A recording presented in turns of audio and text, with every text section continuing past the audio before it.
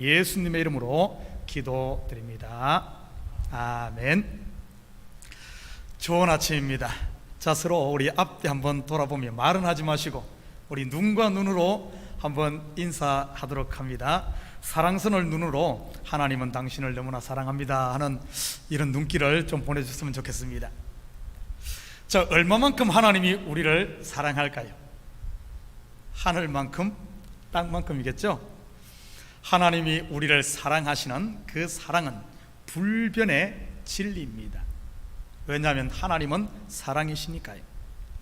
마치 햇빛이 온 대지를 비추듯 하나님의 사랑은 모든 피조물 속에 충만하게 채워져 있습니다. 마치 손때 묻은 어머니의 유품처럼 말이지요. 혹시 여러분 가운데 부모님이 물려주신 물건을 가지고 계신 분 계신가요? 그 물건을 볼 때마다 부모님의 마음이 한가득 느껴지지 않습니까? 지난 한 주간을 지내시며 하나님의 그 사랑과 임재를 얼마나 느끼며 사셨습니까? 삶에 바빠 그러지 못했다면 이 시간 모든 것 좀 내려놓고 그 사랑을 충만히 받는 시간 되었으면 좋겠습니다. 자, 오늘 본문 1절과 2절 같이 봅니다. 디베리오 황제가 통치한 지 15해 곧 본디오 빌라도가 유대의 총독으로, 헤롯이 갈릴리의 분봉왕으로, 그 동생 빌립이 이두레와 드라고니 지방의 분봉왕으로, 루사니아가 아빌레네의 분봉왕으로, 안나스와 가야바가 대제사장으로 있을 때 하나님의 말씀이 빈들에서 사가랴의 아들 요한에게 임한지라.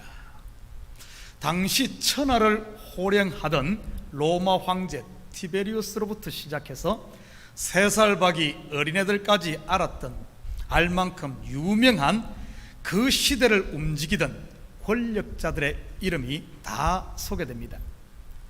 누가가 왜 이 사람들의 이름을 여기에 언급했을까요?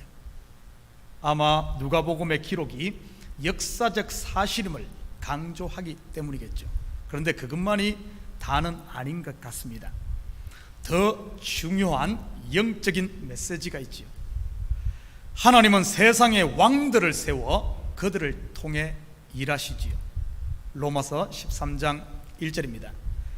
각 사람은 위에 있는 권세들에게 복종하라. 권세는 하나님으로부터 나지 않음이 없나니 모든 권세는 다 하나님께서 정하신 바라. 그리고 대제사장과 레위인 등 종교 지도자들을 자기 백성의 목자로 하나님은 세우셨습니다. 그런데 오늘 본문에서 로마 황제로부터 시작해 내노라 하는 왕들과 더군다나 대제사장을 제쳐두고 하나님의 말씀이 빈들의 사나이 세례 요한에게 임합니다. 여러분, 이거는 무엇을 말하는 것일까요? 성경 역사에 보면 이러한 때가 있었습니다. 사무엘상 3장 10절입니다. 여호와께서 임하여 서서 전과 같이 사무엘아 사무엘아 부르시는지라. 사무엘이 이르되 말씀하옵소서, 주의 종이 듣겠나이다 하니. 당시 대제사장은 엘리 제사장이었습니다. 그에게는 홈리와 비나스라는 버금 제사장 2 아들도 있었지요. 그런데 하나님의 말씀이 이들이 아닌 성전에서 시중드는 어린 사무엘에게 임합니다. 이는 곧 엘리 제사장 시대가 막을 내림을 의미하지요. 스스로 왕으로 살았던 암흑의 사사시대를 끝내고 참된 왕 예수를 예표하는 다윗 왕조의 시작을 알리는 신호였지요.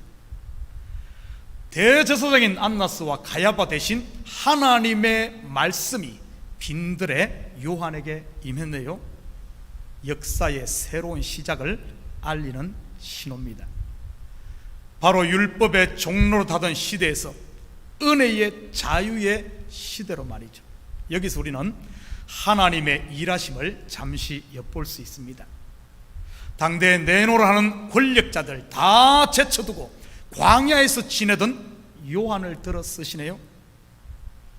예루살렘의 실력자들 다 놔두고 갈릴리 시골 촌뜨기들을 제자로 불러 예수님이 쓰셨지요.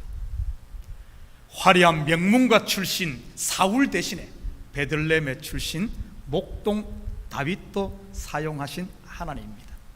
여러분, 스펙이 없다고 기죽지 마시기 바랍니다.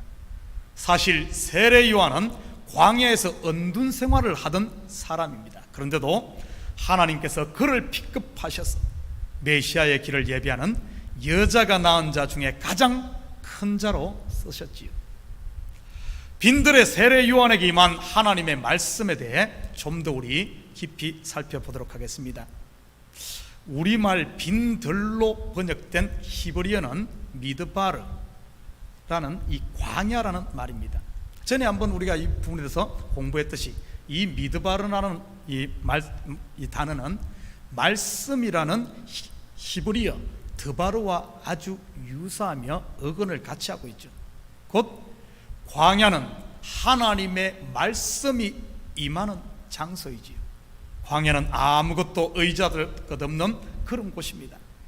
그래서 인생의 가장 힘든 시기를 우리는 광야를 지난다고 하지요.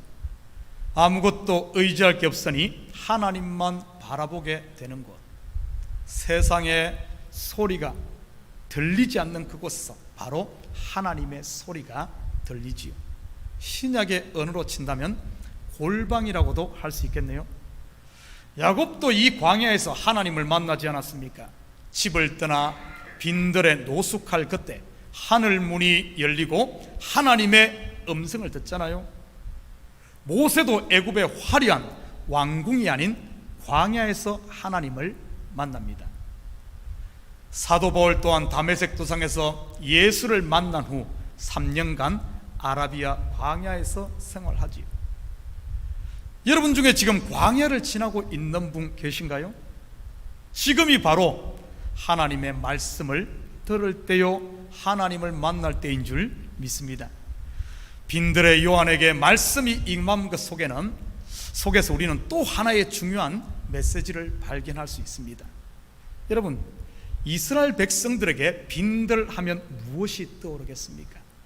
바로 출애굽 40년 광야 생활 아니겠습니까? 출애굽기를 보면 애굽에서 나온 이스라엘 백성들 광야를 거쳐 가나안으로 들어가지요. 광야는 최종 종착점이 아닙니다. 하나의 훈련 장소이지요. 애굽에 죄된 옛사람이 죽고 새로운 사람으로 태어난 곳 말이죠. 그것을 모형으로 보여주는 것이 애굽에서 나온 60만 명의 장정이 광야에서 다 죽는 것이지요. 물론 여호수아와 갈렙은 제외하고요. 그리고 그 죽은 그들에게서 다시 60만 명의 신세대들이 태어납니다. 결국 이들이 가나안에 들어가지 않습니까? 광야는 그들을 물로 씻고 불로 태우고 연단해 정결하게 하는 곳입니다. 그래서 정결하게 된 그 백성들이 가나안을 유업으로 받지요. 불기둥과 구름기둥이 하나님의 임재와 보호를 상징하기도 하지만 광야의 연단을 보여주기도 합니다. 빈들의 사람 세례 요한, 비록 큰 자였지만 메시아는 아니라는 메시지가 여기에 들어있습니다. 그는 앞으로 오실 메시아 예수님의 길을 예비하는 자일 뿐이란 사실이지. 우리 3절 한번 같이 봅니다.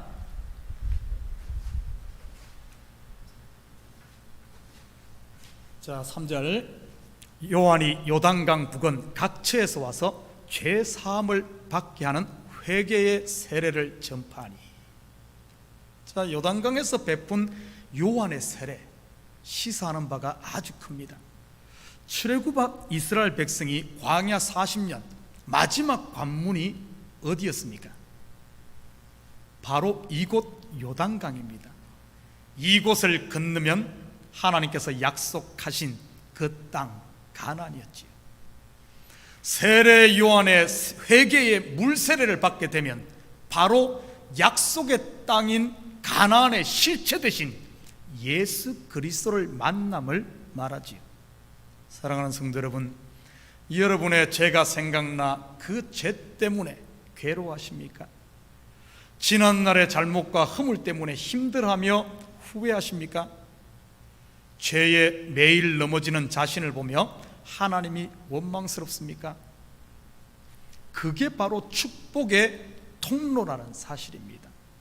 자신의 죄를 깨달은 사람들, 세례 요한의 세례를 받고 메시아 예수를 만났으니까요. 그 중에 대표적인 사람이 바로 안드레입니다. 그는 처음에 요한의 제자였다가 예수님의 제자가 되지요. 죄 때문에 더 이상 자학하지 마시기 바랍니다. 사단은 우리를 정죄하며 예수님께 나오지 못하게 속이지요. 사단에게 더 이상 속지 마시고, 죄가 생각나거든, 죄가 여러분 가운데 틈타거든 십자가 앞에 나와 깨끗하게 씻음 받고 요단을 건너는 이런 복이 있기를 축원드립니다. 4절 5절 같이 봅니다. 선지자 이사야의 책에 쓴 바 광야에서 외치는 자의 소리가 있어 이르되 너희는 주의 길을 준비하라. 그의 오실 길을 곧게 하라. 모든 골짜기가 메워지고 모든 산과 작은 산이 낮아지고 굽은 것이 곧아지고 험한 길이 평탄하여질 것이요. 이 말씀은 이사야 40장 3절에서 5절까지의 말씀을 인용한 것입니다. 세례 요한을 통해 이사야 선지자의 예언이 성취되었음을 말하지요.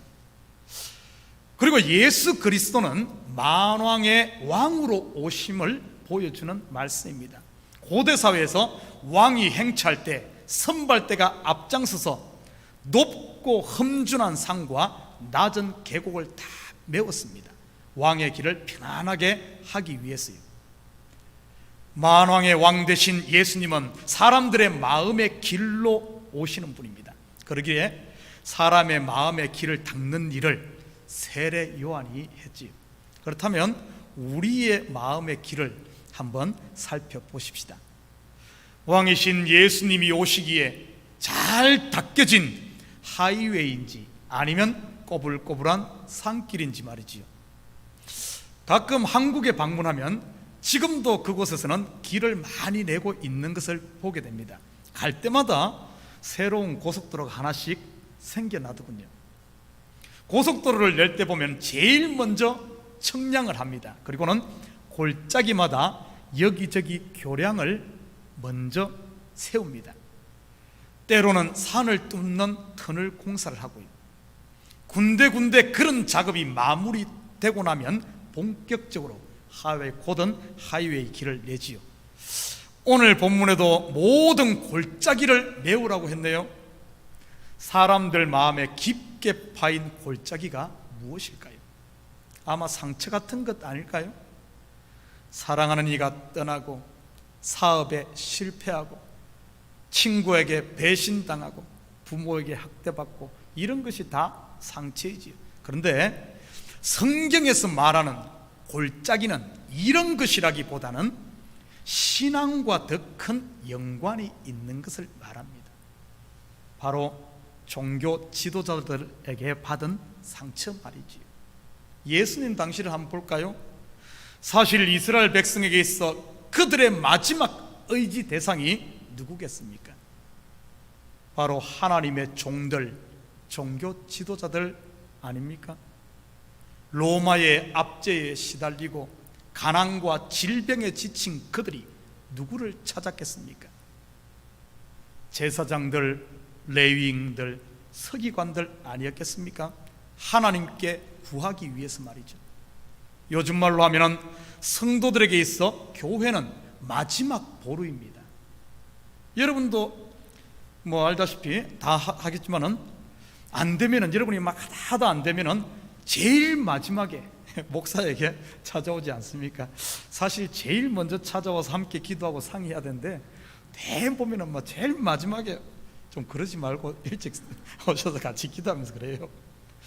아무튼 세상에서 지치고 상처난 사람들이 하나님 앞에 나와 위로받지요. 그런데 위로받고 힘을 얻어야 할 그 성전이 예수님 당시에 강도의 구렬이 되었으니 백성들의 마음이 얼마나 힘들고 큰 상처가 났겠습니까? 양떼를 먹이고 돌봐야 할 지도자들이 양떼를 잡아먹으니 어떻게 되었겠어요? 사실 이민사회에 살다 보니 이 부분이 더 실감이 납니다. 마음의 상처를 가진 분들이 유난히 많잖아요. 삶에서 받은 상처도 있지만 사실 더 큰 문제는 교회나 목회자에게 받은 상처이지요. 교회를 욕하고 성도들을 가장 핍박하는 사람이 다름 아닌 교회 다녔던 사람이란 것 아십니까? 전도하기 가장 힘든 사람들이 교회 다니다 상처받은 사람들이지요. 교회에서 받는 상처는 대부분 보면 말과 오해 때문인 것이 가장 많지요. 누군가 여러분에게 믿음 없다고 핀잔 줘서 여러분 마음에 상처받았나요? 네가 기도 안 해서 그렇다, 이런 말 때문에 상처받진 않았나요? 혹시 여러분 가운데도 교회 다니다 상처받은 분, 목회자로 인해 마음에 골짜기 난 분 있으시면 이 시간 요단강에 우리 이 몸을 좀 담그시기 바랍니다. 골짜기 난 마음에 다리 하나씩 놔야 되지 않을까요? 그래야 왕 되신 예수님이 우리에게 오셔서 왕이 되시고 우리도 그분과 함께 왕 노릇할 수 있지요. 우리끼리 이야기지만 사실 우리나라는 존재는 원래 여러분들이 보는 것보다 훨씬 더 알고 보면 나쁜 사람들 아닙니까? 사람들이 나를 모르니까 그 정도지. 자기 자신이 자기를 볼 때 정말 하나님의 십자가 앞에서 봤을 때 사도 바울조차도 나는 죄인 중에 괴수라고 고백하지 않았습니까? 자, 모든 산과 작은 산이 낮아지고, 성경에서 산은 일반적으로 교만을 이야기합니다. 교만은 우리가 일반적으로 생각하는 잘난 척하는 그런 것만을 이야기하지는 않습니다. 보통 교회에서 교만해 보이는 사람들 실상을 보면은 반대인 경우가 참 많습니다. 잘난 척하는 분들 보면 교만이 아닌 마음이 흐해서 그런다는 것 아십니까? 쉽게 말해 외로워서 그러는 거지요. 누가 좀 허세 부린다고 미워하지 마시고 왕따 시키지 마시기 바랍니다. 사실 교만해 보이는 사람들을 알고 보면 순수한 분들이 많습니다.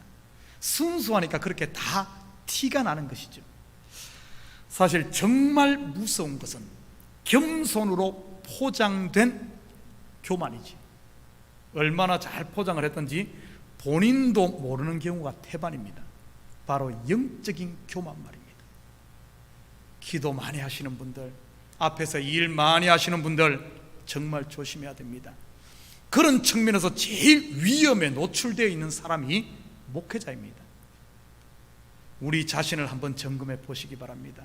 나는 새벽 기도도 하고 11조도 하고 성교도 하고 봉사도 하는데 왜 저분은 시간도 많고 돈도 많은데 왜 안 하지? 이런 마음이 자꾸 여러분 마음에 드시나요? 그런 것들이 교회면 자꾸 눈에 거슬립니까? 혹시라도 이런 생각이 마음 한쪽 구석이라도 있다면 우리 경계해야 됩니다. 쉽게 말해 마음에 보초병 하나씩 세워야 하지요. 영적 교만의 초기 증상이니까요. 이것 그냥 방치했다가는 다른 성도들 다 요단강 건너 가나안으로 가는데 혼자 뒤처질 수 있으니 이 시간 빨리 우리 요단강에 뛰어들어 우리 다시 우리를 씻고 세례받고 영적인 세례를 새롭게 받고 예수님이 오시는 길을 닦아야 됩니다. 그래야 마음의 시온의 대로가 나지 않겠습니까? 자, 굽은 것이 곧아지고 이는 곧 삐뚤어진 마음이지요. 이 마음은 선입견, 편견에 사로잡힌 마음을 이야기합니다. 저도 목회를 하다 보니 이런 선입견에 사로잡힐 때가 있습니다. 많은 사람들이 교회에 왔다가 교회를 떠나지요. 사실 성도들이 떠날 때는 보이지 않는 상처들이 목회자에게는 있습니다. 그러다 보니 저도 사람인지라 본능적으로 누군가 새 성도가 오면 선입견이 이렇게 있을 때가 있어요. 아, 저 사람은 몇 번 나오다가 아마 안 나올 거야. 그러니까 아예 처음부터 마음을 주지 말자. 근데 제가 이런 마음 먹을 때마다 번번이 맞는 적이 없습니다. 맞는 적이 없어요. 금방 떠날 것 같은 사람은 안 떠납니다. 딱 자리를 잡고, 저 사람은 분명히 자리 잡을 거야 하면 또 쉽게 떠나는 경우도 있습니다. 저도 그래서 그런 선입견 될 때마다, 그 예측이 틀릴 때마다 부끄럽기도 하고 저도 많이 회개합니다. 편견은 자기 속에 스스로 갇혀 있다는 말이거든요. 이 굽은 마음 굳게 하는 것은 어떻게 하는가? 기준을 잘 잡으면 됩니다. 바로 내 기준이 아닌, 내 생각이 아닌 하나님의 말씀의 기준을 두는 것이죠. 내 시야, 내 생각, 내 관점이 아닌 하나님 말씀 말이지. 하나님 말씀의 기준을 잡고 우리의 삶을 살게 되면 우리의 굽은 것들이 곧아집니다. 마지막으로 험한 길이 평탄하여야 합니다. 여러분, 이 마음은 돌이 깔린 길이라고 할 수 있겠죠. 자꾸 남을 정죄하고 까칠한 마음 말이지요. 혹시 여러분 중에 이 말끝마다 좀 까칠하게 풀세기처럼, 벌처럼 이렇게 쏘는 사람은 없나요? 그런 분 계시다면 내 속에 은혜가 말랐다는 경고등 신호입니다. 혹시 내가 그 사람이라면 은혜의 요단강에 몸을 잠그는 시간 됐으면 좋겠습니다. 사랑하는 성도 여러분, 오늘 우리의 마음은 예수님이 왕으로 오시는 길이 잘 닦인 왕의 대로입니까? 아니면 아무도 오지 못할 정글길입니까? 늦었다고 생각하는 그때가 가장 빠른 때임을 잊지 마십시오. 이 한 주간도 여러분의 마음과 여러분의 가정과 여러분의 삶의 현장에 새로운 킹스 하이웨이, 주님이 오실 수 있는, 주님이 왕으로 쉽게 오셔서 자정할 수 있는 이 길들, 큰 하이웨이 하나씩 내셔서 하나님의 은혜가 넘치는 한 주간 되시기를 주님의 이름으로 축원드립니다. 우리 기도합니다. 사랑의 아버지 하나님, 참으로